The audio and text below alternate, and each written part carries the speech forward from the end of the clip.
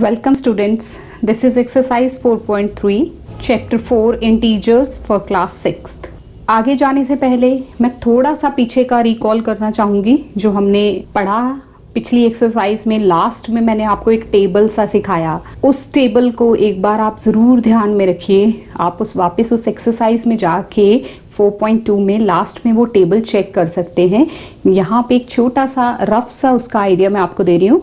जैसे दोनों terms minus की हों तो करना प्लस है और साइन आना है माइनस का।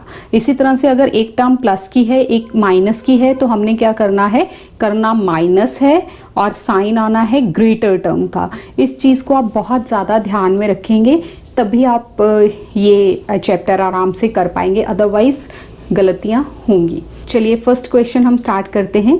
Fill the suitable integer. आपको कुछ ब्लैंक बॉक्सेस दिए हैं, यहाँ पे आपने सूटेबल इंटीजर फिल करना है ताकि आंसर आपको जो गिवन है वो मिल सके। अब देखिए 2 है, 2 में क्या प्लस किया जाए कि 0 आ जाए। जैसे कि आपको मैं बता चुकी हूँ सेम इंटीजर्स डिफरेंट साइन के साथ होते हैं, जैसे एक प्लस एक माइनस। इंटीजर सेम होना चाहिए, जैसे 2 है प्लस का तो 2 माइनस का भी हो, अगर उनको हम ऐड करें तो क्या होता है 0। जैसे 5 प्लस का और फिर -5, 5 + -5 0। ठीक है, तो यहाँ पे ऐसे ही हमने यहाँ से लेना है 2 प्लस यहाँ क्या आएगा -2, 2 + -2 = 0। Same here blank +11 = 0। तो यहाँ क्या आएगा -11, क्योंकि -11 + 11 तभी 0 आंसर आएगा। -5 + 5, -5 + 5 होगा तो 0 दे देगा। This is -9, this is +9। अगर आप प्लस का साइन यहाँ लिख देते हो तो भी ठीक है, अगर नहीं भी लिखते तो भी चलेगा, क्योंकि जब मतलब किसी भी नंबर के आगे कोई साइन नहीं होता तो उसका मतलब होता है कि वो प्लस का है।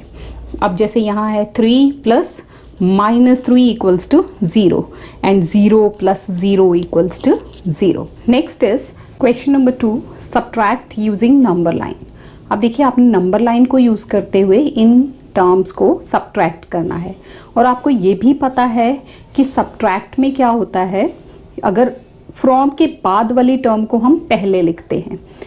जैसे कि इसको थोड़ा सा यहाँ पे पहले मैं लिखती हूँ, देन हम नंबर लाइन ड्रॉ करेंगे। Subtract using number line 5 from -7।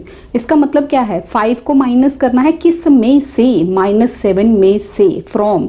तो हम क्या करते हैं कि हम देखते हैं अगर सब्ट्रैक्ट है और उसमें वर्ड फ्रॉम आया हुआ है तो फ्रॉम के बाद वाली टर्म को हम पहले लिखते हैं, देन सब्ट्रैक्ट का माइनस। जैसे मैंने फ्रॉम के बाद वाली टर्म को पहले लिखा -7, अब सब्ट्रैक्ट का यहाँ माइनस लगेगा और वो क्या है 5। इसकी आपने अब नंबर लाइन ड्रॉ करनी है। तो देखिए सबसे पहले आप सीधे -7 पे चले जाएंगे, यहाँ से 0 से शुरू होके आप डायरेक्ट -7 पे पहुँच जाएंगे। अब उसके बाद क्या है -5। माइनस का मतलब क्या है, पिछली एक्सरसाइज में भी बताया था कि माइनस हो तो हमने लेफ्ट को मूव करना है। तो दिस इज 5, आपको लेफ्ट साइड जाना है। 1 2 3 4 5। तो आप कहाँ जाके स्टॉप हुए, -12 पे।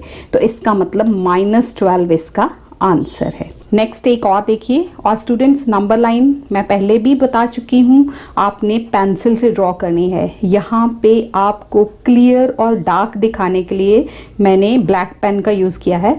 आपने ब्लैक पेन का यूज़ बिल्कुल नहीं करना, नंबर लाइन को हमेशा पेंसिल से ड्रॉ करना है। Next is -3 from -6। अब देखिए -6 फ्रॉम के बाद की टर्म क्या है -6, वो हमने पहले लिखी। सब्ट्रैक्ट का माइनस और आगे क्या है -3, तो यहाँ मैं ब्रैकेट लगाऊंगी। तो अल्टीमेटली मेरे पास क्या आ गया -6। ये माइनस इंटू माइनस, जब माइनस से ब्रैकेट ओपन करते हैं ना तो साइन चेंज हो जाता है, माइनस इंटू माइनस प्लस लिखा जाता है। तो दिस इज -6 + 3। अब चलिए सबसे पहले आप -6 पे डायरेक्ट चले जाएंगे। ये रहा -6, 0 से स्टार्ट करना है और -6 पे चले जाना है। आगे क्या है +3। प्लस का मतलब होता है राइट साइड को मूवमेंट। तो 1 2 3 हम यहाँ आके स्टॉप कर जाएंगे। 3 नंबर्स हम राइट की तरफ चल गए, तो हम कहाँ जाके स्टॉप हुए? -3 पे। तो इसका आंसर क्या है? -3 इज द आंसर।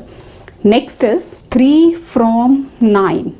आप देखिए 9 फ्रॉम के बाद 9 लिखा हुआ है, तो दिस इज 9 और सब्ट्रैक्ट का माइनस, और ये यहाँ टर्म के साथ कोई साइन नहीं है मतलब प्लस की है, तो यहाँ आप ये चलेंगे। अब 0 से आप डायरेक्ट 9 पे पहुंचेंगे। यहाँ से आप देखिए डायरेक्ट 9 पे चले गए। फिर -3 मतलब लेफ्ट साइड को 3 नंबर्स 1 2 3, तो आप कहाँ स्टॉप कर रहे हैं? This is +6 is the answer. So this is what number line is, subtract using number line. इस तरह से कोई भी और टर्म आ जाए, कुछ भी आ जाए, आप इजीली इसको सॉल्व कर सकते हैं नंबर लाइन की हेल्प से।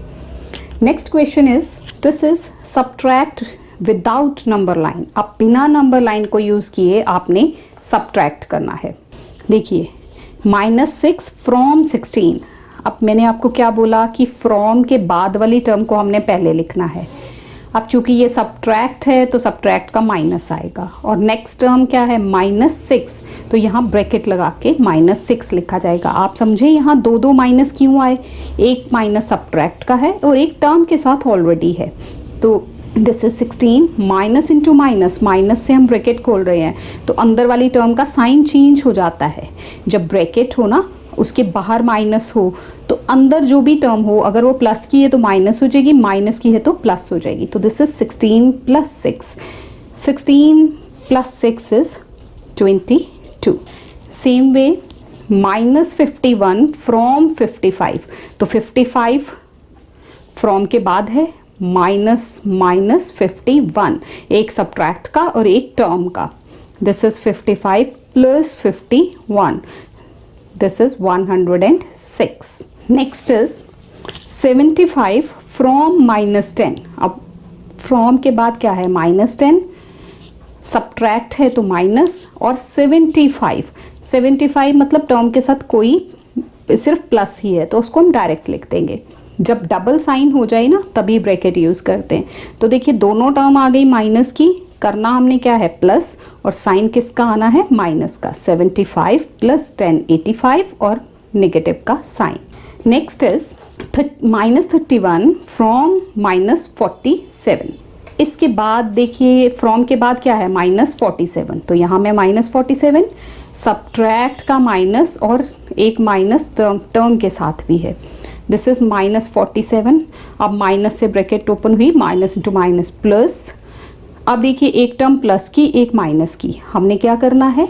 माइनस, और साइन किसका आना है? ग्रेटर टर्म का। ग्रेटर टर्म का साइन माइनस है, तो यहाँ माइनस लगा दिया। 7 1 6 1 16, -16 इज द आंसर।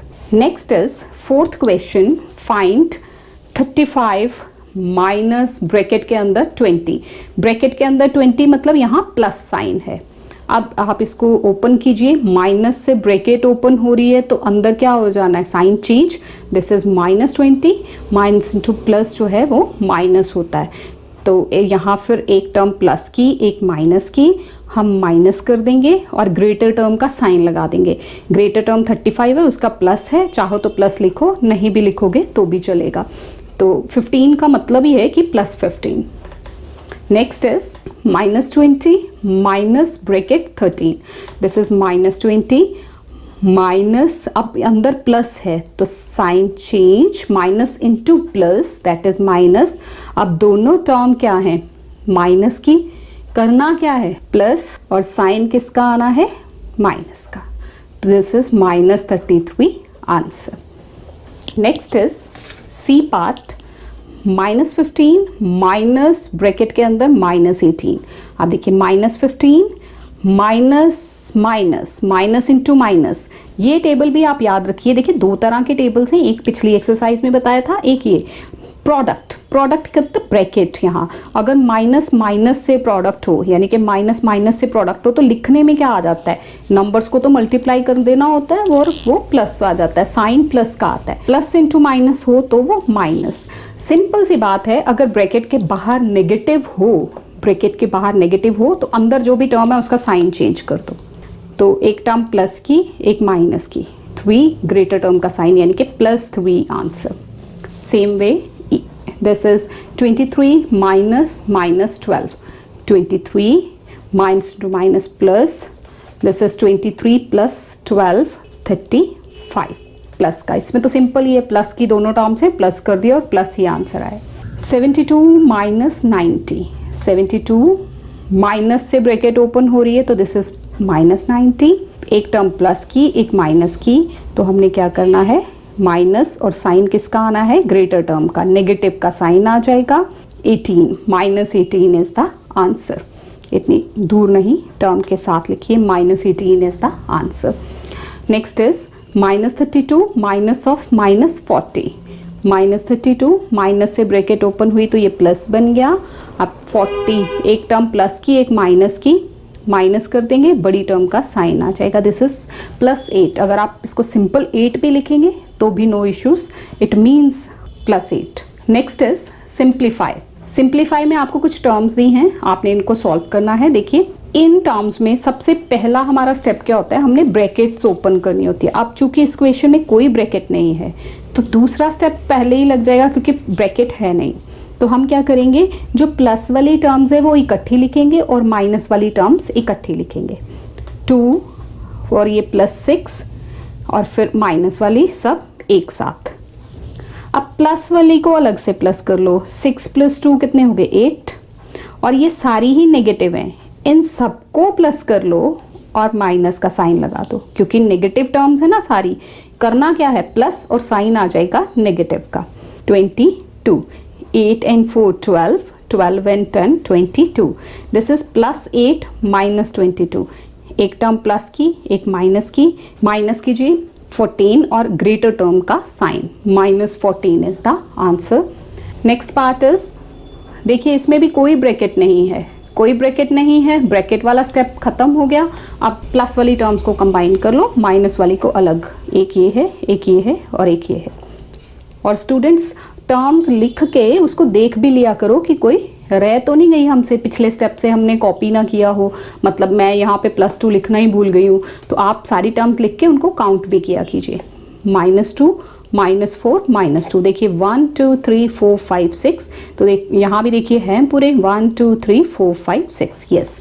आप देखो प्लस वाली टर्म्स 4 + 2 6 + 2 8, और यहाँ नेगेटिव 4 2 6 2 8। अब 8 - 8 0 इज द आंसर।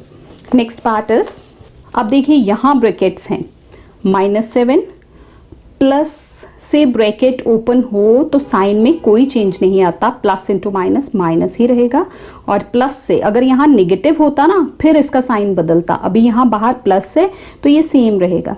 अब देखो सारी टर्म्स ही नेगेटिव हैं, माइनस वाली हैं, तो हम क्या करेंगे, सबको इकट्ठा प्लस कर देंगे और साइन माइनस का आ जाएगा।